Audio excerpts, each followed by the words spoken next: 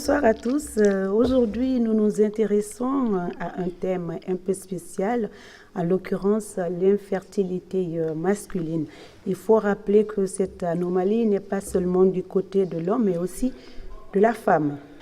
Au regard de certains foyers, nombreuses femmes sont stigmatisées lorsqu'on parle de l'absence de procréation dans le mariage. Pourtant, selon les spécialistes, la majorité des couples ne respectent pas certaines règles avant le mariage, notamment l'examen prénuptial, entre autres. Quelle est donc l'importance d'un examen prénuptial? Pourquoi n'assumons-nous pas nos responsabilités de part et d'autre?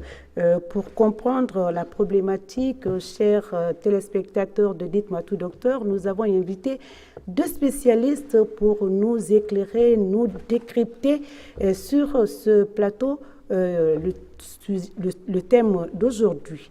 Encore une fois, mesdames et messieurs, bienvenue. Bonsoir, docteur Ba. Bonsoir, docteur Kanté. Merci d'avoir répondu à notre invitation, de répondre à nos différentes préoccupations et celles des téléspectateurs, qui sera la deuxième partie. Pour nous joindre, appelez au 620 58 90 73. En attendant la libre antenne, nous allons poser quelques questions, j'y arrive enfin, à nos différents invités respectifs et nous revenons à vous, docteur Kanté, docteur Ba, juste après ceci.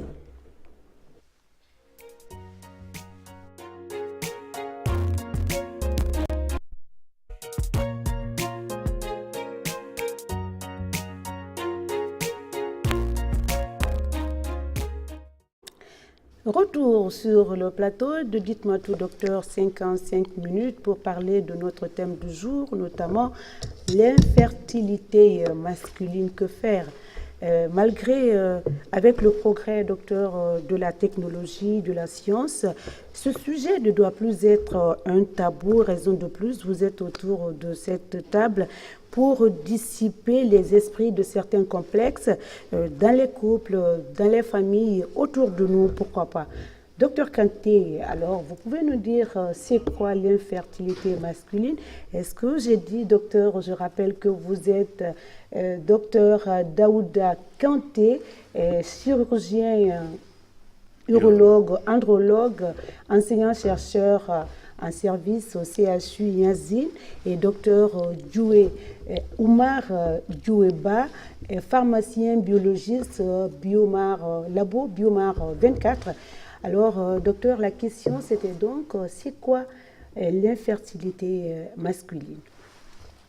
Merci Madame Sissoko. Je vous remercie pour l'opportunité que vous m'offrez afin de m'exprimer, en fait, de sensibiliser le Guinéen lambda sur un thème, comme vous venez de le dire, qui est encore considéré comme un tabou, qui n'en est pas un. En fait, l'infertilité est définie, selon les données de l'Organisation mondiale de la santé, comme étant 12 mois de vie conjugale avec des rapports sexuels complets, sans procréation. C'est un phénomène qui est plus ou moins fréquent. Ici, les statistiques nationales ne sont pas bien élucidées, mais il y a 15% des couples qui consultent en France pour infertilité. Et chez nous, nous n'avons pas chez nous, les statistiques approximatives, bon, on pourrait l'envisager à 8 à 10%, mais ce sont des études qui sont en cours. Pour l'instant, il n'y a pas de chiffres réels connus qu'on pourrait donner à la population pour ne pas raconter de bêtises. Alors, ici, on ne raconte pas de bêtises, comme vous l'avez dit. Après un mariage bien rempli, hein, après un rapport sexuel complet, voilà, sans protection, on suit le processus, vous allez donner des détails et moi je me réserve un tout petit peu. Docteur, vous êtes pharmacien biologiste, oui. C'est le mot, et vous travaillez en connivence, c'est les pharmaciens, c'est les médecins pour la prise en charge. Et lorsque l'homme, je parle de l'homme masculin, lorsqu'il a maturité, il a l'âge de procréer, c'est-à-dire quand est-ce qu'il a le droit, il est obligé de se faire ausculter avant le mariage pour savoir si il n'y a pas ce genre de problème. Si c'est le cas, qui doit-il voir en premier lieu? Un biologiste, vous, ou il va directement voir le médecin en charge? Merci, Madame Sissoko. Bonjour à nos auditeurs et auditrices et à nos téléspectateurs plutôt. Donc, concernant cette première consultation, c'est vrai que tout le monde ne se marie pas pour faire des enfants. En Afrique, ce n'est pas le cas. Justement, en Afrique, peut-être, on peut dire la majorité, c'est pour faire des enfants. Mais il y en a qui se marient après cette période de fécondité. Mais sinon, ce serait bien qu'un homme qui souhaiterait se marier, qu'il parte consulter un urologue andrologue et éventuellement à ce dernier de le diriger vers un laboratoire pour faire une étude de son sperme. C'est bel et bien possible. Ça pourrait être d'ailleurs recommandé au vu de tout ce qui se passe actuellement dans les couples en matière d'infertilité ou d'hypofertilité. Donc ce jeune homme peut aller consulter et il peut aller faire un examen de sperme, voir si tout est normal, même si ça ne fait pas partie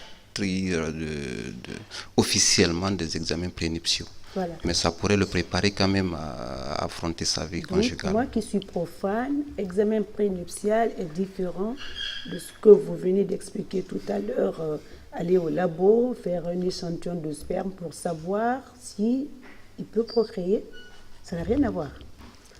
Oui, en fait, comme je vous l'ai dit, ceux qui se marient pour faire des enfants, ce serait bien qu'ils essaient d'évaluer leur pouvoir fécondant. Parce qu'il faut le dire, la virilité n'a rien à voir avec la fertilité. Donc c'est important que la personne essaie de se connaître. Parce que si se trouve n'a rien à voir avec la fertilité. Ce n'est pas parce que quelqu'un peut avoir plusieurs rapports sexuels avec sa femme ou sa partenaire que cette personne pourrait faire des enfants. Non, s'il se trouve dans le liquide séminal, il n'y a pas de spermatozoïdes. Ce ne serait pas évident de façon naturelle que cette personne puisse faire des enfants. Est-ce que les jeunes, avant, comme vous l'avez dit, certains jeunes viennent vous voir pour ces examens de ce genre? Oui, ces derniers temps, oui, nous recevons des jeunes qui viennent consulter. Malheureusement, parmi eux, vous en avez qui ont une azospermie, c'est-à-dire il n'y a pas de spermatozoïdes dans le sperme qu'ils ont fourni, qu'ils ont recueilli. Et là, quand même, ça peut poser problème après lors de la vie conjugale en matière de procréation. Donc, ces jeunes ne peuvent pas faire d'enfants dans le futur. Bon, aujourd'hui, avec avec la technologie actuelle, oui, il y a toujours une possibilité, même si il faut être très clair qu'elle n'est pas à la portée de tout le monde. C'est clair. Mais après, il y aura d'autres méthodes de diagnostic, d'exploration, permettant aux urologues, aux andrologues de traiter certains, de sauver entre guillemets l'honneur de la famille, comme on le dit, du monsieur. Voilà, et de la femme aussi. Aujourd'hui, on parle d'anomalie. C'est pas une maladie, non? L'infertilité masculine n'est pas une maladie. Si c'est le cas, c'est pas une maladie. On pourrait parler aujourd'hui des causes et puis les symptômes. Oui, bon, en fait, les causes sont nombreuses. C'est un phénomène qui a des causes variées et généralement multifactorielles.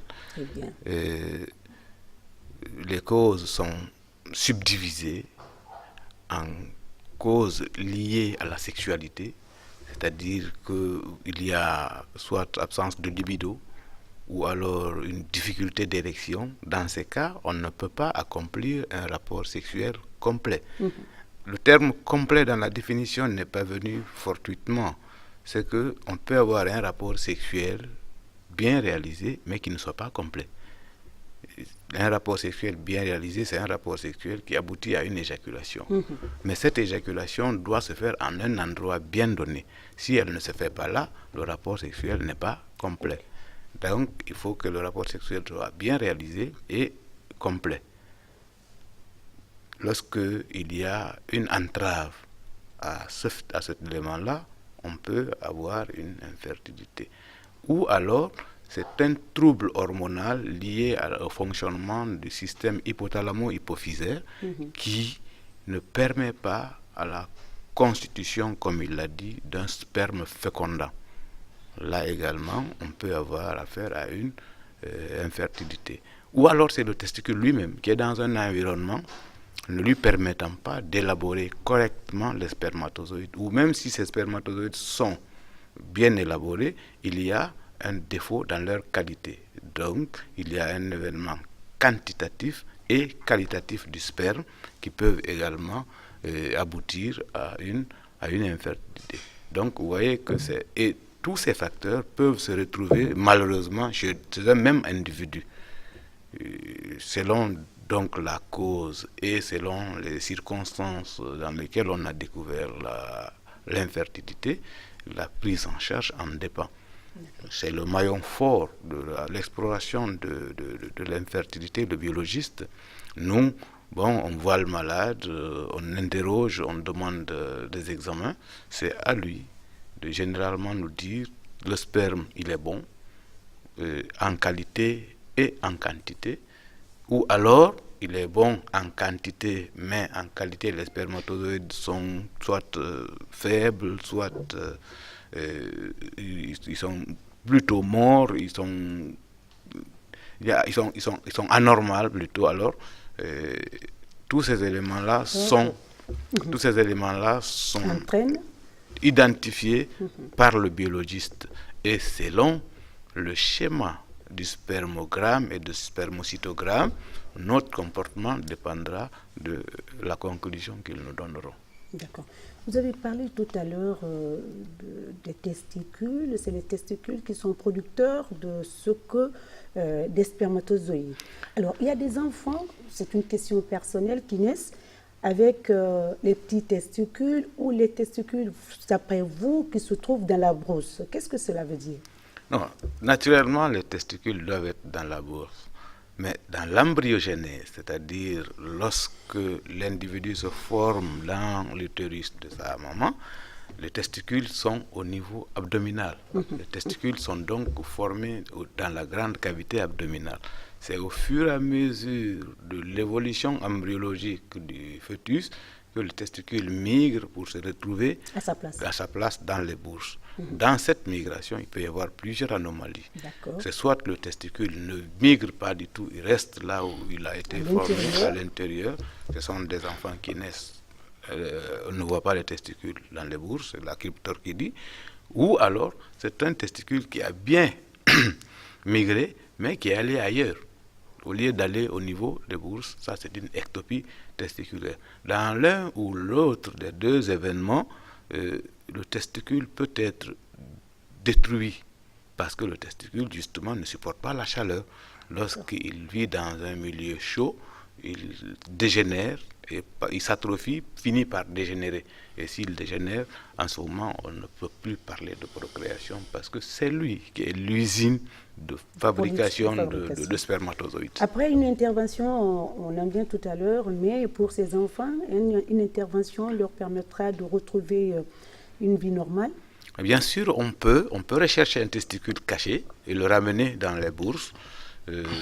Si c'est fait tôt, avant que les cellules germinales ne soient détruites, la procréation peut être possible, c'est-à-dire que cet individu peut mener une vie conjugale normale.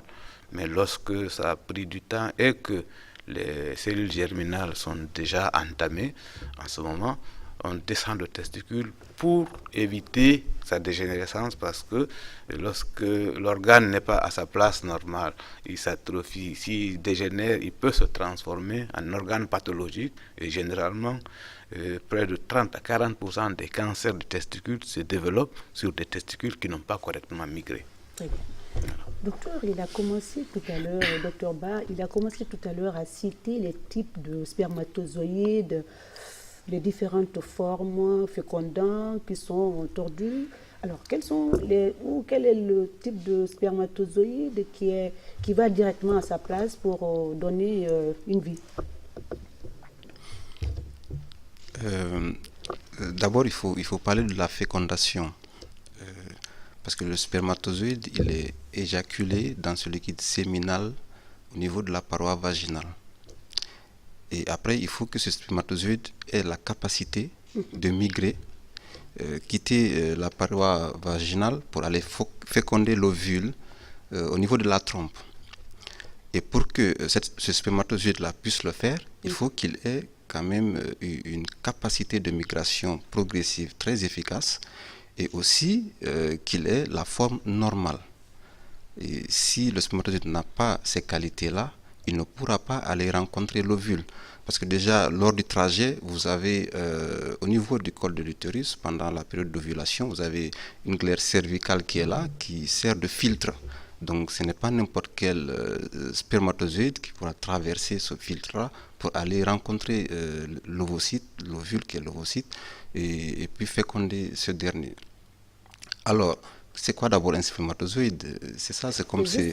Parce qu'il faut justement... C'est quoi un spermatozoïde? Voilà, le spermatozoïde, c'est ce que vous appelez spermatozoïde normal. Justement, vous savez, le spermatozoïde, vous l'avez... Il a ces trois parties, la tête, la pièce intermédiaire et la pièce principale qui est le flagelle. Donc, un spermatozoïde doit avoir ces différentes parties. La tête, déjà, vous avez deux éléments, le noyau qui contient le matériel génétique et l'acrosome. Au niveau de la partie intermédiaire, vous avez là les mitochondries. Et ces mitochondries-là, ce sont des petites usines de fabrication d'énergie. Parce que sans l'énergie, c'est comme le carburant du véhicule. Sans l'énergie, les spermatozoïdes ne pourront pas du tout bouger. Et après cette pièce intermédiaire, vous avez la pièce principale qui est le flagelle, qui est aussi pourvu d'un mouvement d'oscillation qui permet au spermatozoïde de migrer, de se déplacer. Donc si vous avez un spermatozoïde qui n'a pas une forme typique, c'est-à-dire une tête normale avec l'acrosome, le noyau, une pièce intermédiaire qui n'est pas grosse, qui n'est pas grêle, fragile, un flagelle qui n'est pas enroulé ou qui n'est pas court. Donc si vous n'avez pas un spermatozoïde qui remplit ces conditions-là, il ne pourra pas du tout se déplacer, aller franchir le col de l'utérus, traverser la glaire cervicale pour aller féconder l'ovule. Donc quand il parle de spermatozoïde normal, c'est un spermatozoïde qui a ces différents éléments-là. On peut avoir les différentes mesures, la tête de spermatozoïde. Bon, oui, je ne peux pas me rappeler des dimensions de tout cela, mais au microscope déjà, au microscope déjà, on peut facilement connaître quand est-ce que la tête elle est grosse ou bien elle est amincie. Ou s'il y a deux têtes, c'est comme un être humain. Si on n'a pas vu encore quelqu'un qui a deux têtes, mais les spermatozoïdes, quand même, on peut en avoir, parfois c'est collé, ou bien au niveau de la pièce intermédiaire, vous avez cette pièce qui est grosse ou bien qui est très grêle. Donc, du coup, si la pièce elle est très mince, ça veut dire qu'il n'y a pas suffisamment de mitochondries qui s'y trouvent, donc moins d'énergie. Et comment est-ce que le spermatozoïde pourra se déplacer? C'est la question. Et au niveau du flagelle aussi, il faut que le flagelle ait sa forme qu'il faut. Il ne doit pas être enroulé. Et il ne faut pas que ces éléments soient collés entre eux. Parce que parfois, vous pouvez retrouver deux spermatozoïdes collés. Ou bien, parfois, le flagelle, il est fourchu. Donc, du coup, le spermatozoïde ne pourra pas du tout se déplacer pour aller féconder l'ovule. Donc c'est ça un spermatozoïde normal. Et en faisant les examens dont le docteur Kanté vient d'évoquer tout à l'heure, on pourra faire évaluer le pourcentage de spermatozoïdes typiques. Et il y a des classifications nous permettant de dire oui, le sperme de ce monsieur, de cet homme, a un pouvoir fécondant quand même, lui permettant de procréer de façon naturelle. Très bien. Alors, docteur Ba, docteur Kanté, nous allons suivre un élément de reportage réalisé par Mounir Dogomé de la rédaction, rendu en studio par Abdoulaye Diallo.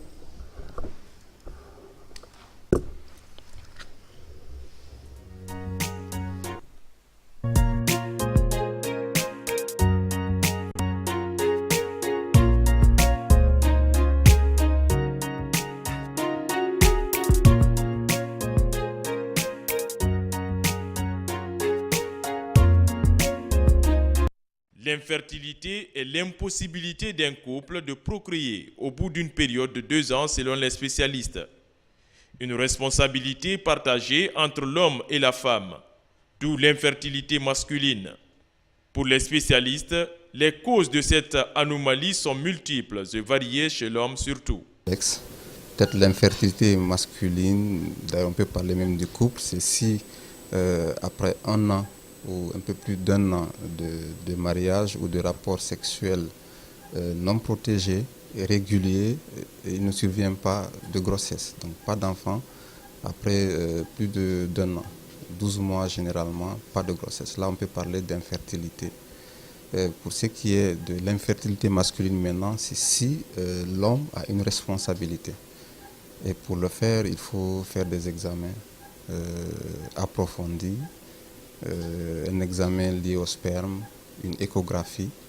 On peut faire tous ces examens-là et après on pourra dire que l'homme a sa responsabilité. L'infertilité, dans la définition étymologique des choses, c'est une impossibilité de procréer après une année de vie conjugale bien menée.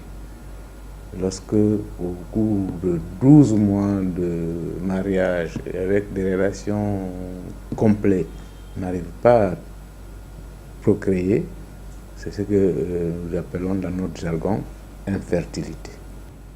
Bon, l'infertilité avant les symptômes, il faut savoir que l'infertilité est un problème partagé.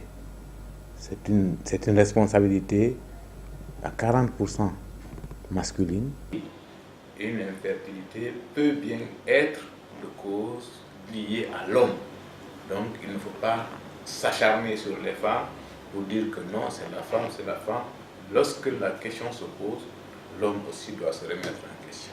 La pathologie s'explique par la faiblesse sexuelle, le manque de consultation chez l'homme et certaines anomalies liées aux spermatozoïdes. Selon des médecins, l'homme peut être responsable à 40% dans l'infertilité d'un couple. Pour minimiser cette pathologie et mettre les femmes à l'abri de la stigmatisation, il est conseillé aux hommes d'aller se faire dépister dans les laboratoires spécialisés. Mais il faut vraiment aller vers les services spécialisés, vers la science. La façon dont il faut démystifier aujourd'hui les autres ailleurs, et ils ont travaillé pour mettre tout ça au point. C'est-à-dire que c'est une lutte permanente, l'homme doit lutter. Donc nous, il y en a qui ont lutté, ils nous mettent tout à notre disposition et on ne veut pas profiter de cela. C'est quand même un drame. Et, vous avez des gens qui se remarient à 2, 3 femmes, alors qu'au fond, ce sont eux.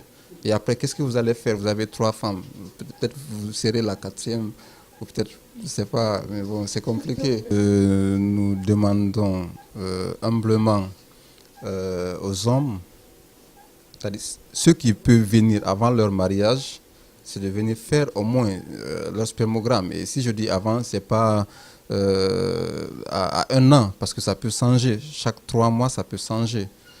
Même si on a une anomalie ici aujourd'hui, après 3 mois, ça peut changer. Donc c'est de venir le faire.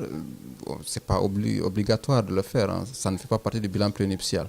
Mais à défaut, si on se marie après quelques mois, on n'a même pas besoin d'attendre 1 an. Si on se marie et il n'y a pas de contraception, pas de relations protégées, et les relations ou les rapports sexuels sont réguliers, après quelques mois, il n'y a pas d'enfant, franchement, il ne faut pas perdre assez de temps.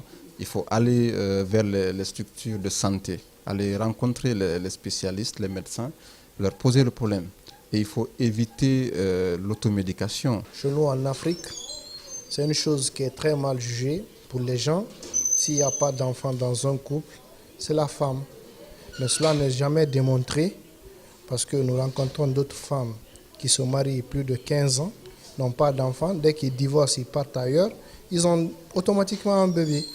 Et chez les hommes, ils peuvent rester là, ils se marient 2 à 3 femmes, pas d'enfants.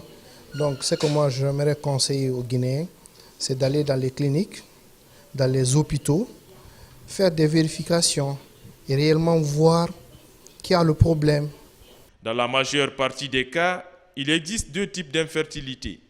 Il s'agit de l'infertilité primaire et celle secondaire qui peut conduire à la stérilité.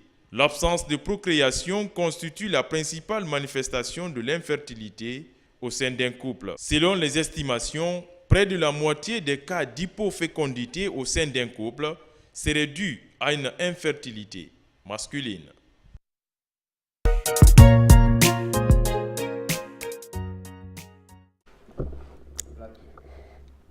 Chers invités, Dr Doué et Dr Kanté, nous avons suivi ensemble l'élément de reportage de notre confrère Mounir, rendu en studio par Diallo Abdoulaye. Alors, quel commentaire, quelle lecture faites-vous par rapport à ce que vous avez vu tout à l'heure? Bon, c'est un documentaire qui est intéressant. Sauf si, bon, il y a quelques éléments sur lesquels quand même il faut insister. Lesquels? La moitié de l'infertilité n'est pas liée à l'homme. Il l'a dit à l'introduction, c'est 40%. L'homme est responsable à 40%. La femme aussi à 40%. La femme est responsable à 40%. Et les 20%, ce sont généralement des causes non connues. C'est-à-dire tout ce qui n'est pas élucidé. On ne peut pas dire c'est l'homme, on ne peut pas dire c'est la femme. On considère que ce sont ces 20%. D'accord. Voilà. Docteur... en plus, pour dire que l'infertilité, en fait, l'infertilité en elle-même, c'est ça l'anomalie. Ce n'est pas un symptôme. L'infertilité n'est pas un symptôme. Généralement, c'est le gynécologue qui, après avoir posé tout ce qu'il faut chez la femme, a fait tous les bilans, il trouve que la filière génitale de la femme est normale, elle est disposée à procréer, et il n'y a pas de procréation. C'est en ce moment qu'il délivre une ordonnance de spermogramme où il demande à la femme de dire à son mari de consulter un andrologue. Mais docteur, les femmes qui viennent en général sur vous, est-ce qu'ils se font accompagner par leur époux? En fait, nous, urologues, andrologues, nous sommes, s'il faut le dire de façon générique, nous sommes les gynécologues des hommes. Les femmes sont suivies par d'autres médecins qui sont les gynéco-obstétriciens. D'accord. Alors, généralement, chez nous, dans la culture du commun de mortels, dès qu'on parle procréation, tout de suite, le premier réflexe, c'est la femme qu'on voit. Pourquoi la femme? Donc, dès qu'il y a problème, dès qu'on commence à se poser des questions dans le couple, le mari dit tout de suite à sa femme, il faut voir ton gynécologue. Le gynécologue explore donc la femme, il trouve que celle-là est disposée à procréer. C'est en ce moment qu'on commence qu'on commence à mettre en cause l'homme. L'homme est mis en cause. C'est en ce moment également que l'urologue, andrologue... Ils viennent comme nous venons voir nos gynécos? Les hommes viennent vous voir? Oui, les hommes viennent nous voir de plus en plus. D'ailleurs, les informations, grâce à vos émissions de sensibilisation et certainement à la vulgarisation, à la déstigmatisation de la médecine, parce qu'en fait, maintenant, on est en train de faire en sorte que vraiment... tout soit à la portée de tout le monde. Tout soit à la portée de tout le monde, les réseaux sociaux et tout. C'est fait qu'actuellement, même à l'orée de leur mariage, certains hommes viennent nous voir pour dire, bon, est-ce que je pourrais procréer si je prends une femme? L'évolution, comme il l'a dit le docteur Ba, ça change progressivement. Peut-être que bon, on aurait aimé que ça soit systématique chez tout le monde, mais comme ça ne fait pas partie des bilans recommandés, de plus en plus nous recevons des hommes qui se posent des questions et qui commencent à réaliser que vraiment l'infertilité n'est pas que liée à la femme, c'est aussi une responsabilité masculine. Docteur, le reportage, votre commentaire? Je pense que c'est intéressant, même si on a résumé, parce que quand on parle d'exploration de l'infertilité masculine, on peut aller au-delà du spermogramme, de l'étude du sperme. On peut faire même des examens de sang, de l'hormonologie. On peut aller même faire des tests de génétique. On peut aller plus loin avec les techniques d'assistance médicale à la procréation. Donc, ce qui est important, c'est qu'il faudrait qu'aujourd'hui, qu'on comprenne que s'il n'y a pas d'enfant dans le couple, il n'y a pas que la femme. Le docteur Kanté l'a dit, les gynécologues reçoivent les femmes, ils font une exploration et quand ils concluent à une normalité de l'exploration, ils demandent un bilan pour l'homme. Je pense que c'est ce qu'il faut changer maintenant. Il faudrait que les femmes puissent aller avec leur mari voir les gynécologues. Il faudrait que les hommes comprennent que les femmes à elles seules ne pourront pas faire d'enfants. Donc c'est le couple qui doit faire un enfant. Donc c'est le couple qui doit se rendre chez le gynécologue. Parce que généralement c'est le gynécologue qui reçoit l'homme en premier. Parce que comme il l'a dit et comme ça se passe, le discrédit est tout en jeté sur la femme. D'accord. Donc les deux viennent, le gynécologue ne fera que demander un seul examen, c'est aussi simple, un spermogramme simple. S'il est normal, monsieur peut aller dormir. Ou même s'il ne peut pas aller dormir, il va s'occuper maintenant. Si c'est le résultat est anormal, on fait face à d'autres explorations. Alors, dans une relation, on va un peu accélérer parce que nous avons des téléspectateurs aussi qui commencent déjà à appeler. Mais comme moi, je n'ai pas encore fini de poser des questions, on va être un peu plus rapide que ça. Dans une relation, pour avoir un enfant, un bébé, après un mariage de quelques mois, d'abord, le rapport doit être régulier. Alors, qu'est-ce que vous appelez ici régulier? Très rapidement, avant de demander à Dr Kanté de libérer l'antenne, parce que déjà, c'est un sujet qui doit être intéressant. Oui, en fait, c'est la définition de l'infertilité. Si après 1 an de rapport sexuel régulier, sans aucune technique de contraception, une grossesse ne survient pas. C'est-à-dire, on dit souvent c'est 3 fois par semaine, espacé quand même, mais au cours de la semaine 3 fois et surtout ciblé le jour de l'ovulation chez la femme. Mais même dire 12 mois, c'est au cas où la femme serait jeune. Une femme de 38 ans par exemple, en principe, elle après 6 mois déjà, c'est important qu'elle et son mari ou son mari et elle puissent aller rencontrer Moi, je crois qu'il faut respecter 6 mois. Après 1 an, ça devient, on commence à parler derrière la famille, mais ça ne vient pas. Docteur Kanté, rapidement, le téléphone sonne. Alors, éjaculation précoce, l'impuissance et la dysfonction érectile sont aussi considérées ou catégorisées dans l'infertilité masculine. Très rapidement, il y a d'autres questions. Non, pas tout à fait. En réalité, éjaculation précoce, ce sont des phénomènes qui peuvent, certes, être à la base d'une infertilité, mais l'éjaculation précoce, c'est le fait d'éjaculer avant d'avoir atteint le plaisir d'un des partenaires. Parce que de toutes les façons, l'orgasme chez l'homme est superposé à l'éjaculation. C'est chez la femme qu'il y a un peu de discernement à faire. Donc ça, c'est une anomalie qui se règle par les médicaments et ça n'a rien à voir avec Alors, on ne peut pas attendre plus longtemps. On va prendre d'abord... Allô? Allô? Allô, oui. Bonsoir, messieurs. Bonsoir, vous allez bien? Oui, très bien. Votre nom, d'où vous nous appelez? Je vous appelle Dakar. De? Oui, je vous appelle Dakar. Vous appelez de Dakar, hein? Bon, on ne vous entend pas par ici. Éloignez-vous de votre poste téléviseur. Sinon, les médecins ne pourront rien comprendre.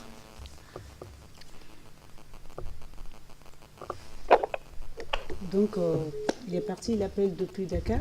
C'est un sujet intéressant. Docteur, comment le diagnostic est établi quand on arrive chez vous?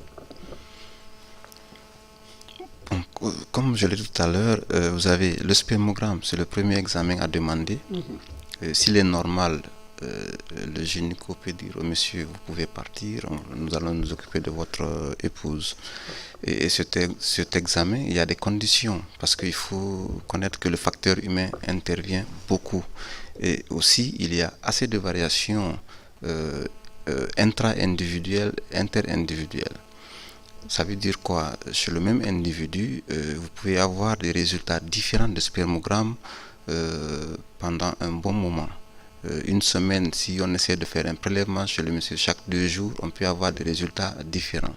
Donc il y a des conditions pré-analytiques. À partir du moment où le gynécologue ou l'urologue, l'andrologue a prescrit cet examen pour le patient, il faudrait une abstinence de 3 à 5 jours, parce qu'il y a les données de l'OMS, il y a un manuel de l'Organisation mondiale de la santé qui actualise ou qui a actualisé toutes les données par rapport au spermogramme. Ça date de 2010. Actuellement, ce sont ces données-là, ce sont ces valeurs-là que nous utilisons. Donc il faut une abstinence de 3 à 5 jours, et après le monsieur doit faire le prélèvement au laboratoire, parce que ça ne doit pas se faire à la maison. Vous entendez souvent certains vous dire qu'ils ont fait du sperme. En fait, oui, le recueil du sperme, ça se fait au sein du laboratoire. Il doit y avoir une salle dédiée pour cela. Donc, il faut une abstinence de 3 à 5 jours. Quand on dit abstinence, c'est une absence totale d'éjaculation pendant ces jours-là. Et il ne faudrait pas aller à 2 jours. Non après 5 jours. Donc vous avez 3 à 5 jours inclus. On ne compte pas le jour de la dernière éjaculation, on ne compte pas le jour du recueil. Et le prélèvement, comme je l'ai dit, ça se passe au laboratoire. Et si par exemple il y a un autre examen qu'on appelle spermoculture qui est demandé, le patient ne doit pas prendre d'antibiotiques. Donc si le patient est resté 3 à 5 jours sans éjaculer, soit par masturbation, par rêve, parce qu'il n'est pas seulement recommandé de ne pas avoir un rapport sexuel avec sa femme, c'est avec tout le monde. Il ne faut pas qu'il y ait du sperme qui sorte du monsieur pendant ces jours. Arrivé au laboratoire, nous avons le matériel qu'il faut pour le recueil du sperme, et vous avez toute une procédure à suivre. Et par masturbation, le sperme est recueilli, et après vous avez des éléments. Vous avez l'aspect macroscopique. Alors, d'abord, la masturbation se passe au laboratoire. Et bien, quand il est seul.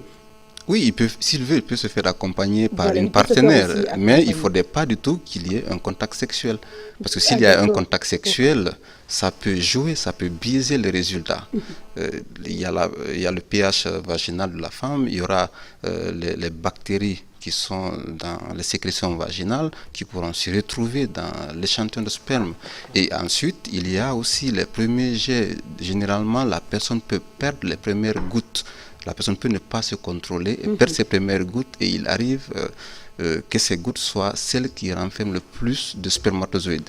Et sans compter le volume, parce que vous avez assez d'éléments qu'il faut évaluer. Vous avez d'abord la couleur. En fonction de la couleur, on peut se faire une idée s'il y a une infection. Vous avez la viscosité. En fonction de cette viscosité, c'est hyper visqueux, par exemple, on peut se dire que c'est en lien avec une origine prostatique. Tous les éléments ont leur signification, leur interprétation. Vous avez le pH, vous avez la mobilité, vous avez la vitalité. Et cette vitalité, ça vous permet de connaître le pourcentage de spermatozoïdes vivants. Il y a des réactifs qu'on utilise, l'éosine, la nécrosine. Ça permet de savoir réellement est-ce qu'on a 58% de spermatozoïdes vivants ou pas. Et après, vous avez cette mobilité que je viens de parler, la mobilité progressive, la mobilité totale et les spermatozoïdes qui ne sont pas mobiles, parce qu'il y en a qui ne sont pas mobiles mais qui sont vivants. C'est pour cette raison qu'on doit utiliser l'éosine et la nécrosine pour pouvoir faire la différence entre les spermatozoïdes mobiles, vivants, et ceux qui ne sont pas vivants. Donc vous avez tous ces éléments, et ensuite il y a la numération.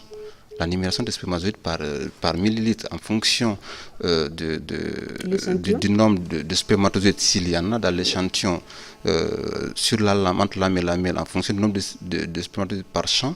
Vous pourrez déjà savoir quel facteur de dilution vous devez utiliser. Après, vous avez les cellules, les hémacimètres, les cellules de comptage que vous devez utiliser pour faire la numération. Comme vous allez rendre un résultat par millilitre. Docteur, vous avez dit tout à l'heure qu'il peut perdre le premier jet.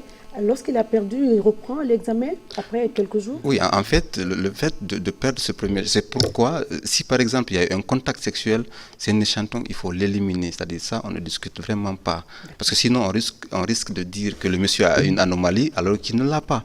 Et sans compter que... On reprend l'examen. Oui, on reprend l'examen. On dit... Docteur, je vous ai vu faire des gestes. Vous avez rapidement. Je voulais justement renchérir en disant que si le prélèvement, le recueil du sperme se fait par les rapports sexuels, et le volume du sperme ne peut pas être, comment je vais dire ça, l'expression ne sera pas normal. Et ça a une signification. L'éjaculation commence bien avant que la quantité totale de sperme. Donc, on perd près de 1 à 1,5 millilitres avant de sentir l'éjaculation. Donc, si on prélève par un rapport sexuel, on laisse la moitié du sperme dans le vagin. Voilà. Allô? Oui, oui, madame. Oui, messieurs, bonsoir. Votre nom, d'où vous nous appelez? Moi, je m'appelle Aledi Karamba Diaby, Matoutou. Matoto. Oui, monsieur Karamba, on vous écoute. Oui, bonsoir. Votre sujet m'a beaucoup intéressé ce soir-là. Je vais poser 3 questions au docteur. Docteur, lesquels? Il y en a 2 ici. Hein? Lequel donc? Non, je dis, je vais poser 3 questions. Très bien. Rapidement, monsieur Karamba. Rapidement. Ma première question, à propos des spermatozoïdes, c'est la qualité ou la quantité qui compte? La qualité ou la quantité? Les deux. Hein? Moi, j'ai rencontré certains médecins en France qui m'ont dit qu'il faut 5 millions de spermatozoïdes. Moi, je veux savoir, au lieu de 5 millions, c'est 1 million, je ne pense pas. Donc, c'est ma première question. Deuxième question, pourquoi il n'y a pas de fécondation in vitro en République de Guinée? D'accord. La dernière question, qu'est-ce qui devient spermatozoïde? Qu'est-ce qui? La dernière, reprenez, s'il vous plaît, la dernière. Monsieur Karamba, reprenez la dernière question.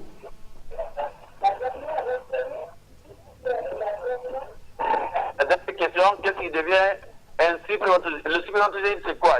Qu'est-ce qui devient le spermatozoïde? Qu'est-ce qui... vous avez compris, docteur Kanté? Qu'est-ce qui détruit ou... Qu'est-ce qui détruit? C'est quoi le spermatozoïde en fait? Alors, qui commence, docteur? Il n'y a pas un... on appelle ça FIV? FIV, la FIV. FIV. Il n'y en a pas en Guinée. La première, c'était quoi d'ailleurs? Il a demandé quelle est la différence entre sperme, la qualité et la quantité. Voilà, qualité et quantité de spermatozoïdes. Peut-être qu'il n'a pas suivi le début de l'émission, sinon nous avons dit que le spermatozoïde est évalué sur le plan qualitatif et quantitatif. Donc les deux. Les deux. Il l'a dit, il y a des normes. L'OMS aujourd'hui recommande un nombre de spermatozoïdes supérieur ou égal à 15 millions par millimètre, par millilitre de sperme, pour dire que le sperme est bon. Et c'est vrai qu'on a besoin que d'un seul spermatozoïde pour la fécondation. Parmi les millions là. Oui, on a besoin que d'un seul. Mais dans le lot, tous les spermatozoïdes ne sont pas vigoureux. Il a dit, il faut qu'il y ait suffisamment de mitochondries, il faut qu'il y ait beaucoup de critères. Voilà, il faut que le spermatozoïde soit vraiment normal et vigoureux pour qu'il procède. Donc, la quantité, elle est importante. Et maintenant, pour qu'il y ait fécondation, bien entendu, il faut que le spermatozoïde en soit capable. C'est ça la qualité. Voilà. Et par contre, vous avez quelque chose à rajouter? Non, il a dit il faut la qualité. Pourquoi en République de Guinée, on ne fait pas l'insémination comme ça se passe chez les Touba? L'assistance à la procréation, l'assistance médicale à la procréation n'a pas commencé malheureusement chez nous. C'est un facteur, c'est un élément là également que je peux considérer comme multifactoriel, même si nous avons des compétences, nous avons la volonté, mais il y a des éléments de base qu'il nous faut pour la réaliser. Et ça, pour l'instant, je ne sais pas, peut-être qu'avec le développement fulgurant de laboratoire Biomar 24, peut-être que dans quelques semaines, quelques mois, on pourra commencer, mais la technologie qui nous permet de réaliser ça s'appelle insémination artificielle. La fécondation in vitro. In vitro. Oui. Ça commence dans les laboratoires, n'est-ce pas, docteur? Oui, ça ne commence pas, ça se fait. L'essentiel se fait au sein du laboratoire, parce que ça, ce sont des techniques. Vous pensiez que vous y arriverez? Oui, nous rêvons parce que aujourd'hui, au vu des résultats que nous avons ou que nous avons au laboratoire, on se rend compte sous peu, ça sera un problème de santé publique. Parce que vous avez des jeunes, je vous dis et je le répète, des jeunes de moins de 20 ans qui n'ont aucun spermatozoïde dans leur sperme. On en rencontre. Donc du coup, il faudrait à un moment donné que ce soit l'État ou en tout cas d'autres partenaires nous viennent en aide pour qu'on puisse le faire. Aujourd'hui, il n'y a pas de statistiques par rapport aux couples qui vont à l'extérieur pour une fécondation, pour une assistance médicale. Mais ça demande beaucoup. C'est pourquoi justement, exactement. Aussi. Mais n'oubliez pas, vous avez des Guinéens qui se déplacent pour aller faire un spermogramme. Ça, quand même, c'est quelque chose que nous, on pourrait faire en Guinée. On n'a pas besoin d'aller. Non seulement il y a cette crise de crédibilité quelque part, parce que je suis sûr qu'aujourd'hui, un Guinéen peut mettre en place une structure ou d'assistance médicale à la procréation ici. Il y en aurait des gens qui vont prendre leur avion pour aller ailleurs. Ça, je suis sûr. Hein. Mais de toute façon, comme il a dit, c'est un rêve. Nous espérons que sous peu, on pourra le faire localement. Allô? Oui, bonsoir, messieurs. Votre nom, d'où vous nous appelez? Bonjour, madame, c'est Kamara Fodé, depuis Sangoya. D'accord, monsieur Kamara. Votre question rapidement. Évidemment, j'ai une question à poser à Dr Kanté, qui est un ami d'enfance. Je voudrais savoir, j'ai été plusieurs fois à l'hôpital pour le test spermatozoïde ou d'autres trucs comme ça, ce qu'ils disent là-bas. Mais pour cueillir le sperme, j'ai souvent touché ma femme. Donc, une fois l'analyse, on me dit que je suis oligospermie. Donc, quand je vais à leur laboratoire aussi, c'est très difficile pour moi pour cueillir du sperme là-bas. Je ne suis pas habitué à me masturber pour avoir le sperme. Je ne sais pas que faire. Donc, je pose la question à M. Kanté, à son ami. Il y a d'autres possibilités pour avoir du sperme sans passer par se rencontrer avec une femme. Merci bien. Alors, docteur, rapidement, un numéro sur lequel je crois qu'il a besoin de vous. Oui, bon, ça... Oui, vous vous appelez, vous avez dit Monsieur Kamara. Monsieur Kamara, comment? Fodé. Peut-être qu'après l'émission, il faudrait aller voir docteur Kanté ou docteur Ba pour plus d'informations. On peut quand même lui apporter une approche de réponse à son problème. Oui. Le prélèvement, docteur Ba vient de le dire et nous insistons là-dessus, le prélèvement doit se faire par masturbation. C'est vrai que parfois, de façon psychologiquement, ça peut être difficile pour les uns ou pour les autres, mais lorsqu'on s'y met, on y arrive. Le prélèvement, le recueil de sperme qu'on fait au terme d'un rapport sexuel ne sera pas très contributif dans l'appréciation du spermogramme. Oui, et puis il y a aussi des préservatifs. Il y a des préservatifs conçus spécifiquement pour le prélèvement, mais pas les préservatifs qui se vendent en pharmacie. Donc des spermatozoïdes qui n'ont pas de lubrifiant. Donc on pourrait commander ces préservatifs pour ce genre de cas. On peut aussi faire un prélèvement à proximité, c'est-à-dire s'il y a un hôtel à côté, parce qu'il y en a, dès qu'ils se disent qu'ils sont dans une structure de soins, ils ont du mal à faire ce prélèvement-là. Mais s'il y a un motel à côté, à 5 minutes du laboratoire, on peut quand même permettre au couple d'aller le faire. Oui, le monsieur, non, ça c'est vraiment le monsieur seul avec sa partenaire, de le faire. Donc les deux peuvent aller dans un coin à 5 minutes du laboratoire pour le faire, parce que juste après, il faudrait que l'échantillon soit gardé à l'étuve pendant 30 minutes à 37 degrés. 30 minutes, 1 heure, ça dépend, 37 degrés. Bon, peut-être il pourra. 621, le standard du labo. 621 20, si vous nous 20 suivez, encore. Vous notez. 02. 621 20 02. C'est un numéro rapide. Voilà le standard, oui. Allô? On n'a plus le temps, je crois que ça va être le dernier numéro. Oui, votre nom, messieurs, d'où vous nous appelez? Vous nous appelez depuis Kalom. Alors, votre question très rapidement. Oui, nous avons constaté dans nos sociétés traditionnelles, il y a des couples qui se séparent après 2 ans ou 3 ans de mariage sans faire des enfants. Bon, éloignez-vous de votre poste au téléviseur, on n'a plus le temps. Et puis, on va comprendre la question. Éloignez-vous de votre poste téléviseur pour décrypter un peu ce que vous dites.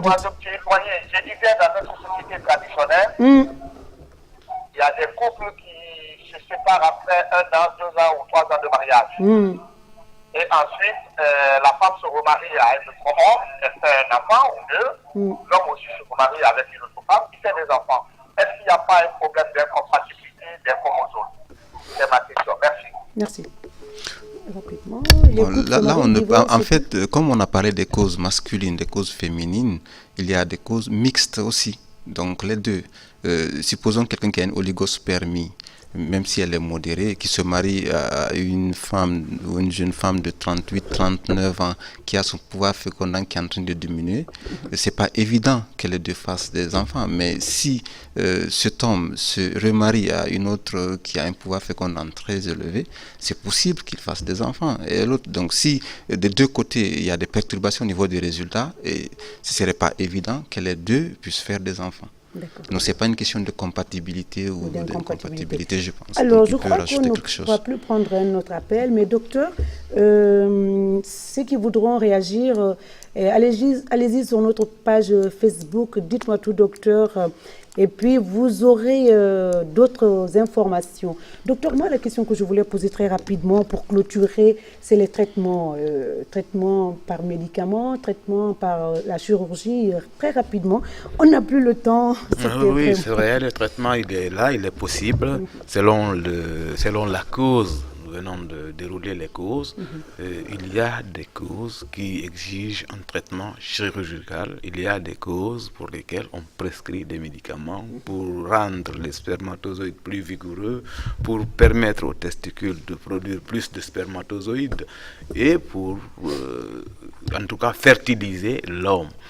Donc le traitement, il est possible et nous avons une équipe bien fournie. Une équipe bien fournie, est-ce que le plateau technique aussi... Le plateau technique actuellement nous permet de réaliser le maximum, en tout cas, de ce qui est faisable chez nous. D'accord. Docteur docteur Kanté, il y a des questions qui sont restées suspens, je n'ai pas pu vous les poser par manque de temps. La télé, c'est le temps imparti est arrivé à sa fin. Je rappelle, chers téléspectateurs, que nous étions avec docteur Kanté, chirurgien urologue, andrologue, enseignant-chercheur, et docteur Oumar Djoueba, pharmacien, biologiste, labo Biomar 24, qui étaient donc nos différents invités. J'espère que, chers téléspectateurs, vous avez été ravis et servis. Et pour réagir, allez-y sur notre page Facebook ou sur notre adresse mail et pour poser des questions, et nous retransmettrons à nos différents invités. C'était tout. J'espère vous retrouver la semaine prochaine pour développer d'autres thématiques avec d'autres spécialistes. Merci à l'équipe du jour qui m'accompagne pour la réalisation de cette émission. Dites-moi tout, docteur. On se retrouve, Inch'Allah, le dimanche, si le propriétaire des jours à venir le veut bien. Prenez soin de vous. Allez-y consulter les médecins spécialistes pour vous orienter. À la semaine prochaine. Au revoir.